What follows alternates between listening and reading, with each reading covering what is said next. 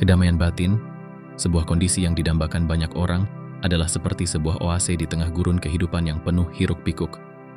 Namun, berapa banyak dari kita yang benar-benar menyadari bahwa kedamaian itu bukan sesuatu yang perlu dicari di luar sana? Ia adalah keadaan alami jiwa kita yang sering tertutup oleh berbagai kebisingan pikiran, emosi, dan keinginan. Bayangkan sejenak sebuah danau yang tenang. Permukaannya yang jernih mencerminkan keindahan langit, tetapi satu kerikil kecil yang dilemparkan dapat menciptakan gelombang, mengaburkan pantulan tersebut. Begitu pula dengan jiwa kita, setiap gangguan, baik itu kekhawatiran, rasa takut, atau ambisi yang berlebihan, adalah kerikil yang merusak ketenangan alami kita. Namun, apakah Anda pernah berpikir bahwa kedamaian batin tidak harus diperjuangkan? Sebaliknya, ia hadir dengan sendirinya ketika kita berani melepaskan apa yang menghalangi jalannya. Seperti seorang pelukis yang menghapus noda di kanvas, kita pun bisa membersihkan pikiran dan jiwa dari hal-hal yang mengganggu, hingga akhirnya ketenangan sejati terpancar. Dalam perjalanan ini, kita tidak hanya akan mengenali apa saja yang mengganggu kedamaian batin kita, tetapi juga belajar bagaimana melepasnya. Bersama-sama, mari kita selami 10 hal yang sering menjadi hambatan bagi kedamaian batin, sehingga kita dapat melangkah lebih ringan menuju hidup yang penuh harmoni dan kebahagiaan. 1. Kebutuhan akan validasi. Di dunia yang dipenuhi dengan media sosial dan opini publik, kebutuhan akan validasi telah menjadi semacam candu bagi banyak orang. Kita seringkali mencari pengakuan dari orang lain, berharap bahwa pujian, perhatian, atau bahkan like di media sosial akan memberikan rasa kebahagiaan. Namun, apakah validasi itu benar-benar memberikan kedamaian batin? Ataukah justru sebaliknya, membuat kita semakin terjebak dalam lingkaran ketergantungan? Ketika hidup kita bergantung pada apa yang orang lain pikirkan, kita kehilangan kendali atas kebahagiaan kita sendiri. Orang-orang di sekitar kita memiliki perspektif, prasangka, dan pengalaman hidup yang berbeda-beda. Mereka mungkin tidak menyukai kita hanya karena alasan yang sama sekali di luar kendali kita, seperti warna kulit, cara berbicara, atau bahkan sesuatu yang sesederhana ekspresi wajah kita. Tidak ada jaminan bahwa kita akan selalu mendapatkan validasi yang kita cari, bahkan ketika kita telah berusaha sebaik mungkin. Ketergantungan pada validasi dari luar membuat kita menjadi pelayan opini orang lain. Kita menyerahkan kunci kebahagiaan kepada mereka, membiarkan mereka menentukan apakah kita layak merasa puas atau tidak. Ketika validasi itu tidak datang, kekecewaan dan ketidakpuasan pun muncul. Akibatnya, kedamaian batin yang kita dambakan semakin menjauh. Solusinya adalah membangun validasi dari dalam diri. Ini bukan berarti kita mengabaikan pendapat orang lain sepenuhnya, tetapi kita perlu menyadari bahwa nilai diri kita tidak tergantung pada apa yang orang lain pikirkan. Dengan menerima diri kita apa adanya dan mengakui bahwa kita tidak perlu sempurna di mata orang lain, kita membuka jalan menuju kebebasan batin.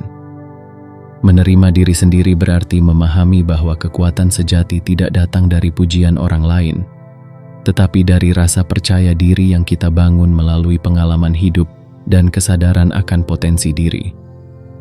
Dengan cara ini, kita dapat melepaskan kebutuhan akan validasi eksternal dan fokus pada kebahagiaan yang berasal dari dalam, yang tidak mudah digoyahkan oleh opini atau kritik orang lain. Jika kita berhenti mencari validasi dari luar, kita juga akan lebih menghargai orang lain dengan tulus, tanpa ada ekspektasi atau syarat. Kita menjadi lebih otentik, lebih damai, dan lebih mampu menikmati hubungan yang sehat. Inilah awal dari kedamaian batin sejati. 2. Terjebak dalam penyesalan masa lalu. Masa lalu seringkali menjadi bayangan gelap yang terus menghantui kita. Kita mengulang kejadian-kejadian yang menyakitkan, keputusan-keputusan yang salah, atau bahkan kenangan yang penuh penyesalan. Seolah-olah dengan merenungkannya, kita bisa mengubah apa yang telah terjadi. Namun, kenyataan pahitnya adalah masa lalu sudah selesai. Ia tidak dapat diulang, diperbaiki, atau diubah. Membawa penyesalan masa lalu ke dalam kehidupan saat ini, ibarat membawa beban yang terus bertambah berat. Setiap hari kita menghabiskan energi untuk sesuatu yang tidak lagi ada. Parahnya, pikiran kita seringkali memutar ulang cerita masa lalu dengan cara yang bias. Kita mungkin mengingat diri kita sebagai korban, atau bahkan menganggap bahwa kita sepenuhnya bersalah. Padahal, kebenaran dari setiap kejadian seringkali lebih kompleks dari apa yang kita pikirkan. Namun, ini bukan berarti masa lalu tidak memiliki nilai. Masa lalu adalah tempat di mana kita belajar dan tumbuh. Pengalaman hidup, baik yang manis maupun pahit, mengandung pelajaran berharga yang dapat membantu kita menjadi pribadi yang lebih bijak. Tantangannya adalah bagaimana kita dapat melepaskan rasa sakit dari masa lalu tanpa kehilangan hikmahnya. Salah satu cara untuk melepaskan beban masa lalu adalah dengan berlatih penerimaan. Penerimaan bukan berarti membenarkan atau melupakan apa yang telah terjadi, tetapi menerima bahwa hal tersebut adalah bagian dari perjalanan hidup kita. Dengan menerima, kita tidak lagi berperang dengan kenangan tersebut, tetapi belajar hidup berdampingan dengannya dengan cara yang lebih sehat. Selain itu, penting untuk menyadari bahwa masa lalu tidak mendefinisikan siapa kita saat ini. Kita adalah makhluk yang terus berkembang, dan setiap hari memberikan kesempatan baru untuk menulis cerita yang berbeda. Fokus pada masa kini, pada hal-hal yang dapat kita ubah dan perbaiki, adalah kunci untuk menemukan kedamaian batin. Dengan melepaskan penyesalan masa lalu, kita tidak hanya membebaskan diri dari beban emosional, tetapi juga membuka ruang bagi kebahagiaan dan ketenangan. Ingatlah, masa lalu adalah guru, bukan penjara. Jadikan ia sebagai pelajaran untuk melangkah ke depan dengan lebih percaya diri dan hati yang damai. 3. Kekhawatiran tentang masa depan. Masa depan, dengan segala ketidakpastian dan kemungkinan yang tak terbatas, sering menjadi sumber kecemasan yang besar bagi banyak orang. Kita kerap memikirkan apa yang akan terjadi esok hari, bagaimana keadaan keuangan kita, apakah rencana kita akan berhasil, atau bahkan hal-hal kecil seperti bagaimana orang lain akan merespons tindakan kita. Pikiran ini berputar seperti roda yang tak pernah berhenti, menciptakan kecemasan dan menguras energi. Namun apa sebenarnya yang kita kejar dengan terus memikirkan masa depan? Kita ingin memastikan segalanya berjalan sesuai keinginan. Tetapi, kenyataannya adalah bahwa masa depan belum terjadi, dan sebagian besar hal yang ada di dalamnya berada di luar kendali kita. Ketika kita mencoba memprediksi atau mengendalikan setiap detail masa depan, kita hanya menambah beban pikiran dan menggiring diri pada ketakutan yang seringkali tidak beralasan. Cemas tentang masa depan juga mengaburkan keindahan momen saat ini. Kita begitu sibuk memikirkan apa yang belum terjadi, sehingga melupakan apa yang sedang terjadi. Kita lupa bahwa hidup terjadi di saat ini, di sini dan sekarang. Kehilangan fokus pada saat ini hanya akan membuat kita merasa terputus dari realitas, membawa kita jauh dari kedamaian batin.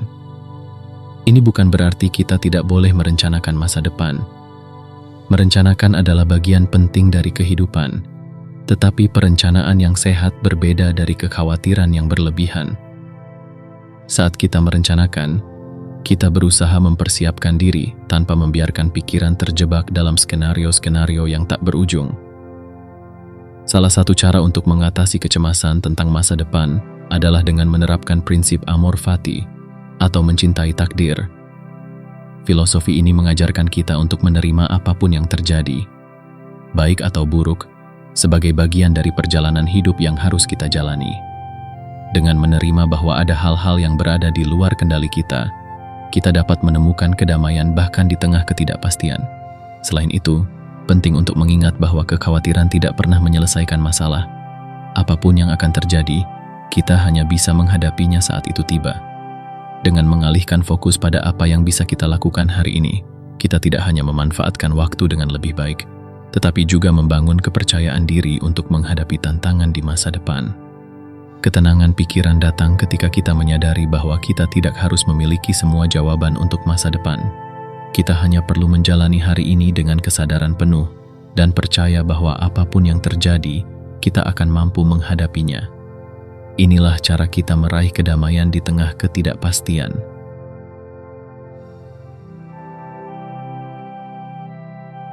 4. Keinginan untuk kesempurnaan. Kesempurnaan sering dianggap sebagai standar tertinggi dalam kehidupan. Banyak orang yang meyakini bahwa mereka hanya bisa merasa puas dan bahagia jika segala sesuatu berjalan dengan sempurna, baik dalam pekerjaan, hubungan, atau bahkan penampilan diri. Namun, keinginan untuk kesempurnaan seringkali menjadi jebakan yang melelahkan. Alih-alih membawa kebahagiaan, ia justru menciptakan ketidakpuasan yang terus-menerus. Faktanya, kesempurnaan adalah ilusi. Tidak ada karya seni, keputusan, atau manusia yang benar-benar sempurna. Dunia ini penuh dengan ketidaksempurnaan, dan itulah yang membuatnya unik dan indah. Namun, seorang perfeksionis seringkali tidak mampu menerima kenyataan ini. Mereka terus-menerus mencari celah dalam setiap hal yang mereka lakukan, merasa bahwa hasilnya tidak pernah cukup baik. Akibatnya, mereka hidup dalam ketegangan, selalu mengkritik diri sendiri, dan merasa gagal bahkan ketika sudah memberikan yang terbaik. Keinginan untuk kesempurnaan juga sering membuat kita takut untuk memulai sesuatu. Ketakutan akan kegagalan atau hasil yang kurang memuaskan dapat menghentikan langkah kita. Ini tidak hanya menghalangi kreativitas, tetapi juga membatasi peluang untuk belajar dan berkembang. Perfeksionisme, dengan segala tuntutannya, menjadi beban berat yang merampas kedamaian batin kita. Namun, apakah itu berarti kita harus puas dengan mediokritas? Tentu tidak. Kita tetap bisa berusaha untuk menghasilkan sesuatu yang luar biasa tanpa terbebani oleh keharusan untuk sempurna. Alih-alih mengejar kesempurnaan, kita bisa menggantinya dengan prinsip excellence atau keunggulan. Fokus pada keunggulan memungkinkan kita untuk memberikan yang terbaik tanpa merasa tertekan oleh standar yang tidak realistis. Dengan menerima bahwa ketidaksempurnaan adalah bagian dari kehidupan, kita juga belajar untuk lebih menghargai proses daripada hanya berfokus pada hasil. Proses menciptakan, belajar, dan berkembang jauh lebih bermakna daripada sekadar mencapai hasil yang dianggap sempurna. Selain itu, menerima ketidaksempurnaan diri juga membuka ruang untuk belas kasih terhadap diri sendiri. Bayangkan betapa damainya hidup jika kita tidak lagi menghakimi diri sendiri dengan keras setiap kali melakukan kesalahan. Kesalahan adalah guru terbaik dalam hidup, dan ketidaksempurnaan adalah pintu menuju pertumbuhan. Dengan memahami ini, kita dapat melepaskan beban perfeksionisme dan mulai menikmati perjalanan hidup dengan lebih ringan dan bahagia. Ketenangan batin tidak datang dari hasil yang sempurna, tetapi dari penerimaan bahwa kita cukup baik, apa adanya. Terimalah ketidaksempurnaan sebagai bagian dari diri kita, dan Anda akan menemukan keindahan sejati dalam hidup yang sederhana namun bermakna.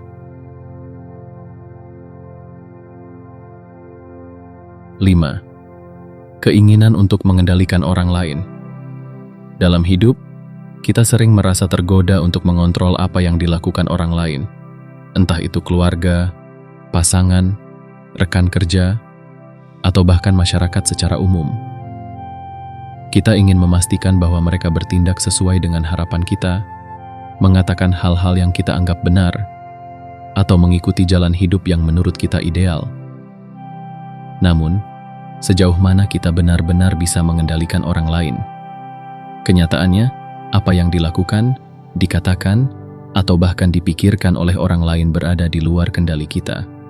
Kita mungkin bisa memengaruhi mereka melalui saran, aturan, atau hukuman dan penghargaan. Namun, pada akhirnya, keputusan tetap ada di tangan mereka. Ketika kita terlalu berusaha mengendalikan orang lain, kita hanya menciptakan konflik, frustrasi, dan tekanan mental untuk diri kita sendiri. Keinginan untuk mengontrol orang lain seringkali muncul dari rasa takut atau ketidakpastian. Kita takut bahwa jika mereka tidak bertindak sesuai dengan keinginan kita, sesuatu yang buruk akan terjadi. Namun, hidup ini penuh dengan variabel yang tidak bisa kita kendalikan, termasuk perilaku orang lain. Ketika kita mencoba menjadi penguasa atas kehidupan orang lain, kita sebenarnya menempatkan diri dalam tugas yang mustahil. Selain itu, mencoba mengendalikan orang lain seringkali merusak hubungan. Orang-orang cenderung merasa tidak nyaman atau bahkan tertekan jika mereka terus-menerus diatur. Mereka mungkin mulai menjaga jarak atau memberontak terhadap kontrol yang kita ciptakan. Akibatnya, bukannya menciptakan harmoni, keinginan untuk mengontrol justru memicu ketegangan dan memperburuk situasi. Solusinya adalah belajar untuk melepaskan. Melepaskan bukan berarti kita tidak peduli terhadap orang lain, tetapi kita menyadari batasan kita. Daripada berfokus pada apa yang tidak bisa kita kendalikan, kita bisa mengalihkan perhatian pada apa yang ada dalam kendali kita. Cara kita merespons, bagaimana kita berkomunikasi, dan bagaimana kita menerima perbedaan. Sebagai gantinya, kita juga bisa belajar memberikan kebebasan kepada orang lain untuk menjalani hidup mereka. Dengan membiarkan mereka membuat keputusan sendiri, mereka akan merasa dihargai dan lebih bertanggung jawab atas tindakan mereka. Ini tidak hanya mengurangi stres kita, tetapi juga memperkuat hubungan yang lebih sehat dan saling menghormati. Kedamaian batin datang ketika kita berhenti memaksakan kendali atas orang lain dan mulai menerima mereka apa adanya. Dunia tidak akan pernah berjalan sepenuhnya sesuai dengan keinginan kita, tetapi kita selalu bisa memilih untuk bersikap bijaksana dalam menghadapi apapun yang terjadi. Dengan melepaskan keinginan untuk mengendalikan, kita membuka ruang bagi ketenangan, kebebasan, dan hubungan yang lebih tulus.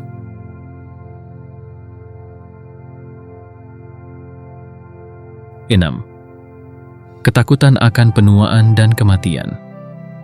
Penuaan dan kematian adalah dua hal yang tidak terhindarkan dalam kehidupan. Namun banyak orang menghabiskan hidup mereka dengan ketakutan terhadap keduanya. Mereka takut kehilangan kekuatan fisik, kecantikan, atau bahkan kehilangan kesempatan untuk meraih tujuan hidup. Ketakutan ini seringkali membuat kita terlalu fokus pada apa yang tidak bisa kita kendalikan, sehingga menghilangkan kemampuan kita untuk menikmati hidup yang sedang berlangsung. Penuaan adalah proses alami yang terjadi pada setiap makhluk hidup. Tubuh manusia, betapapun sehatnya, pada akhirnya akan melemah dan menua. Namun, kita seringkali terjebak dalam usaha tanpa akhir untuk melawannya. Operasi kosmetik, produk anti-aging, atau diet ekstrim menjadi upaya untuk mempertahankan sesuatu yang pada dasarnya tidak kekal. Ketika usaha ini gagal, rasa frustrasi dan kekecewaan pun muncul, menciptakan ketidakpuasan yang menggerogoti kedamaian batin. Hal yang sama berlaku untuk kematian. Tidak ada satupun manusia yang mampu menghindarinya. Meskipun sains dan teknologi terus berkembang, kematian tetap menjadi takdir yang tidak bisa diubah. Namun, karena kematian sering dianggap sebagai sesuatu yang menakutkan dan tidak diketahui, banyak orang menjalani hidup dengan rasa cemas yang berlebihan, seolah-olah setiap langkah menuju akhir adalah ancaman. Ketakutan terhadap penuaan dan kematian berasal dari keterikatan kita pada tubuh dan identitas duniawi. Kita melihat tubuh ini sebagai representasi diri kita yang paling nyata, sehingga ketika ia berubah atau mendekati akhir, kita merasa seolah-olah kehilangan bagian dari diri kita. Padahal, kehidupan adalah perubahan yang terus-menerus, dan setiap tahap kehidupan membawa pelajaran dan keindahannya sendiri. Solusi untuk ketakutan ini adalah dengan belajar menerima sifat fana dari keberadaan kita. Memento mori, ingatlah bahwa kita akan mati, adalah filosofi yang mengajarkan kita untuk berdamai dengan kematian. Dengan mengingat bahwa waktu kita di dunia terbatas, kita dapat lebih menghargai setiap momen yang kita miliki. Alih-alih melawan penuaan, kita bisa merayakan perjalanan hidup. Setiap kerutan di wajah adalah bukti dari kisah dan pengalaman yang telah kita lalui. Setiap tahun yang berlalu memberi kita kebijaksanaan yang tidak dimiliki oleh mereka yang lebih muda. Dengan menerima bahwa penuaan adalah bagian dari siklus alami kehidupan, kita bisa melepaskan ketegangan yang muncul dari usaha melawannya. Kemudian, mengenai kematian, kita bisa melihatnya sebagai bagian dari kehidupan itu sendiri, bukan sebagai musuh. Kematian adalah penutup yang memberikan arti pada setiap momen yang kita jalani. Tanpa akhir, hidup tidak akan memiliki batas atau makna. Dengan menerima kematian sebagai sesuatu yang alami, kita bisa menjalani hidup dengan penuh kesadaran, tanpa rasa takut yang menghalangi kita untuk menikmati hari ini. Ketenangan batin tidak datang dari melawan sesuatu yang tidak dapat diubah, tetapi dari penerimaan yang mendalam atas sifat alami kehidupan. Dengan menerima penuaan dan kematian sebagai bagian dari perjalanan kita membebaskan diri dari ketakutan dan membuka pintu menuju kehidupan yang lebih damai dan bermakna.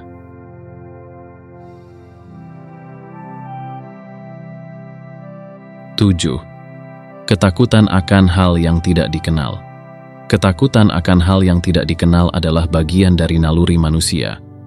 Kita secara alami cenderung merasa gelisah ketika dihadapkan pada sesuatu yang asing, entah itu situasi baru, orang yang berbeda budaya, atau bahkan masa depan yang belum terungkap. Ketidakpastian ini seringkali memicu kecemasan karena kita tidak tahu apa yang akan terjadi. Dan dalam upaya melindungi diri, pikiran kita mulai membayangkan skenario-skenario buruk. Ketakutan ini sebenarnya memiliki akar evolusi yang berfungsi sebagai mekanisme bertahan hidup. Di masa lalu, ketakutan terhadap hal yang tidak dikenal membantu nenek moyang kita waspada terhadap ancaman yang belum mereka pahami, seperti predator atau lingkungan baru. Namun, dalam dunia modern, ketakutan ini seringkali menjadi penghalang, bukan pelindung. Ia membuat kita enggan mengambil risiko, menjauh dari peluang, dan menutup diri terhadap pengalaman baru. Ketika kita terus membiarkan ketakutan akan yang tidak dikenal menguasai pikiran kita sebenarnya kehilangan banyak hal.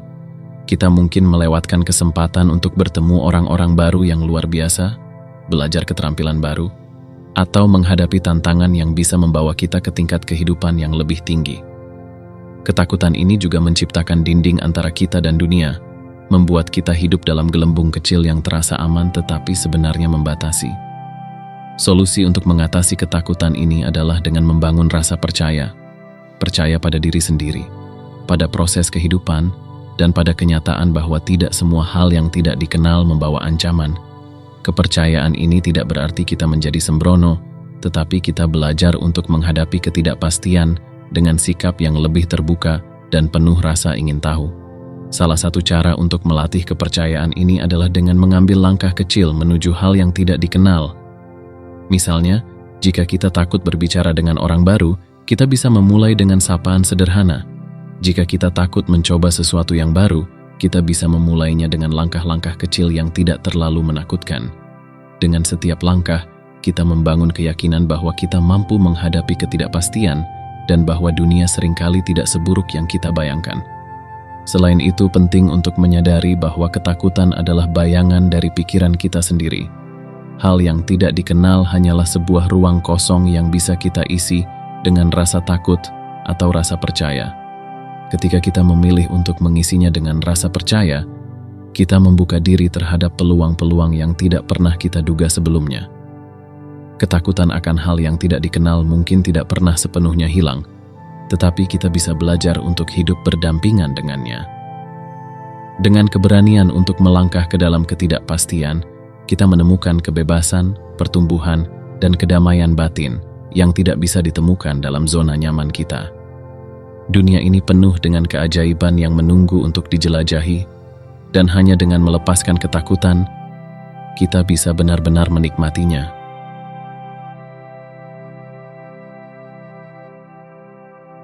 Delapan, kebutuhan untuk membela diri. Dalam kehidupan sehari-hari, ada kalanya kita merasa perlu untuk membela diri. Hal ini wajar, terutama jika kita berada dalam situasi di mana integritas atau keselamatan kita terancam. Namun, dalam banyak kasus, kebutuhan untuk terus-menerus membela diri sebenarnya lebih sering didorong oleh ego yang merasa tersinggung atau terancam oleh opini orang lain, bukan oleh ancaman nyata. Kita seringkali merasa tergoda untuk melawan kritik, rumor, atau komentar negatif yang orang lain lontarkan tentang kita. Namun, apakah semua serangan itu benar-benar membutuhkan respons? Ketika kita terlalu sering membela diri terhadap hal-hal kecil atau tidak penting, kita justru memberikan kekuasaan kepada orang lain untuk mengendalikan emosi kita. Kita membuang energi pada sesuatu yang sebenarnya tidak berpengaruh terhadap kehidupan kita secara signifikan. Kebutuhan untuk membela diri sering muncul karena kita terlalu peduli dengan apa yang orang lain pikirkan. Ketika seseorang melontarkan kritik, kita merasa harus membuktikan bahwa mereka salah. Namun, dalam banyak kasus, orang yang berbicara buruk tentang kita sering melakukannya berdasarkan ketidakpuasan mereka sendiri, bukan karena ada sesuatu yang salah pada diri kita. Merespons mereka hanya memperkuat keyakinan mereka bahwa pendapat mereka penting dan memengaruhi kita. Penting untuk memahami bahwa tidak semua komentar atau serangan layak untuk dihadapi. Tidak semua kritik membutuhkan pembelaan. Seperti pepatah lama, anjing menggonggong, kafilah berlalu. Dengan memilih untuk tidak bereaksi, kita menunjukkan bahwa kata-kata mereka tidak memiliki kekuatan atas diri kita. Ini bukan tanda kelemahan, melainkan tanda kekuatan dan kedewasaan. Cara terbaik untuk mengatasi kebutuhan untuk selalu membela diri adalah dengan memilih pertempuran kita. Jika sesuatu benar-benar penting dan berdampak besar pada hidup kita, maka membela diri bisa jadi keputusan yang tepat. Namun, jika itu hanya omongan kosong atau kritik yang tidak mendasar, lebih baik biarkan saja. Fokuskan energi kita pada hal-hal yang lebih berarti. Selain itu, kita juga perlu memahami bahwa harga diri tidak harus selalu dibuktikan melalui argumen. Harga diri sejati berasal dari penerimaan diri dan kepercayaan pada nilai-nilai yang kita jalani, bukan dari persetujuan orang lain. Dengan membangun rasa percaya diri yang kuat, kita tidak lagi merasa perlu untuk membela setiap kritik atau serangan terhadap kita. Ketika kita berhenti merasa perlu untuk membela diri di setiap kesempatan, kita membebaskan diri dari beban emosional yang tidak perlu. Kita belajar untuk hidup lebih tenang, lebih fokus pada hal-hal yang benar-benar penting, dan lebih damai dengan diri kita sendiri. Kedamaian batin datang ketika kita memilih untuk mengabaikan hal-hal yang tidak memiliki dampak nyata pada hidup kita dan hanya fokus pada apa yang benar-benar berarti.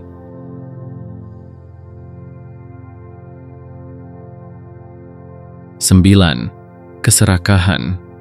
Keserakahan adalah musuh tersembunyi dari kedamaian batin. Dalam kehidupan modern, kita sering diajarkan bahwa memiliki lebih banyak berarti hidup lebih baik. Namun keinginan untuk terus-menerus memiliki lebih banyak uang, lebih banyak barang, lebih banyak pengakuan, hanya menciptakan rasa tidak pernah cukup. Keserakahan tidak hanya melelahkan secara emosional, tetapi juga menjauhkan kita dari kebahagiaan sejati. Ketika kebutuhan dasar kita telah terpenuhi, mengapa kita merasa masih perlu mengejar lebih banyak? Jawabannya seringkali terletak pada rasa tidak aman dan tekanan sosial. Kita merasa harus memiliki lebih banyak untuk membuktikan nilai diri kita kepada orang lain, atau untuk merasa setara dengan mereka yang tampaknya lebih sukses. Namun masalah dengan keserakahan adalah bahwa ia tidak memiliki batas. Semakin banyak yang kita miliki, semakin besar rasa takut kita untuk kehilangan semuanya, dan semakin besar keinginan untuk memiliki lebih banyak lagi. Keserakahan juga mengalihkan perhatian kita dari saat ini. Alih-alih menikmati apa yang sudah kita miliki, kita terus-menerus memikirkan apa yang belum kita miliki. Pikiran seperti ini menciptakan rasa cemas dan frustrasi yang konstan. Bahkan ketika kita berhasil mendapatkan apa yang kita inginkan, kesenangan itu seringkali bersifat sementara, karena keserakahan segera memunculkan keinginan baru. Namun, keserakahan bukan berarti kita tidak boleh memiliki ambisi atau keinginan untuk sukses. Ambisi yang sehat berbeda dengan keserakahan. Ambisi mendorong kita untuk berkembang dan mencapai potensi terbaik kita, sedangkan keserakahan adalah obsesi yang tidak pernah puas dan terus-menerus mengejar sesuatu yang tidak benar-benar kita butuhkan. Solusi untuk mengatasi keserakahan adalah dengan belajar bersyukur. Rasa syukur membantu kita menyadari betapa banyak yang sebenarnya sudah kita miliki. Ketika kita bersyukur, kita menghargai apa yang ada, tanpa terobsesi pada apa yang belum kita miliki. Latihan sederhana seperti mencatat hal-hal yang kita syukuri setiap hari dapat membantu kita mengurangi rasa serakah dan membawa lebih banyak ketenangan dalam hidup. Selain itu, penting untuk mengembangkan sikap berbagi. Ketika kita berbagi dengan orang lain, baik melalui waktu, perhatian, atau materi, kita merasa lebih terhubung dengan mereka dan lebih puas dengan apa yang kita miliki. Berbagi membantu kita melihat bahwa kebahagiaan sejati tidak berasal dari seberapa banyak yang kita miliki, tetapi dari seberapa besar dampak positif yang kita berikan kepada orang lain. Keserakahan akan selalu membawa kita pada ketidakpuasan, sedangkan rasa cukup membawa kita pada kedamaian. Dengan melepaskan kebutuhan untuk terus memiliki lebih banyak, kita membuka ruang dalam hati kita untuk kebahagiaan, rasa syukur, dan ketenangan. Kedamaian batin datang ketika kita menyadari bahwa kebahagiaan tidak terletak pada apa yang kita miliki, tetapi pada bagaimana kita menjalani hidup dengan penuh makna dan kesederhanaan.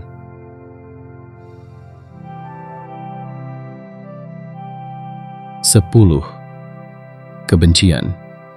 Kebencian adalah racun yang seringkali kita simpan sendiri, berharap dapat melukai orang lain, padahal sebenarnya ia hanya merusak kedamaian dalam diri kita. Ketika kita memutuskan untuk membenci sesuatu atau seseorang, kita mengorbankan energi emosional kita demi perasaan yang negatif dan tidak produktif. Bahkan jika kebencian itu tampak beralasan, pada akhirnya ia lebih banyak membawa kerugian daripada manfaat. Kebencian seringkali muncul dari rasa terluka, ketidakadilan, atau ketidakcocokan dengan sesuatu atau seseorang. Kita mungkin membenci orang yang pernah menyakiti kita, situasi yang tidak kita sukai, atau bahkan ideologi yang bertentangan dengan nilai-nilai kita.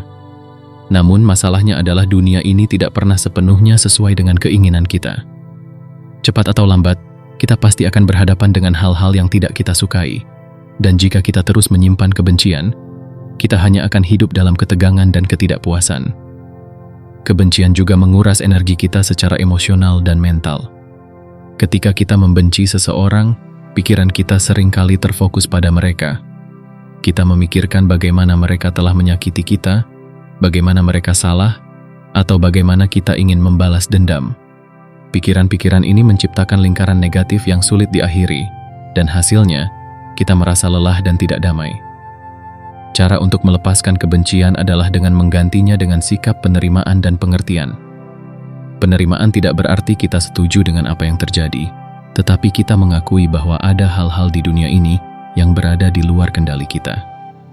Kita tidak dapat mengubah masa lalu atau perilaku orang lain, tetapi kita bisa memilih bagaimana kita meresponsnya. Selain itu, mencoba memahami alasan di balik tindakan orang lain dapat membantu kita mengurangi rasa benci. Mungkin orang yang menyakiti kita sebenarnya sedang menghadapi perjuangan mereka sendiri.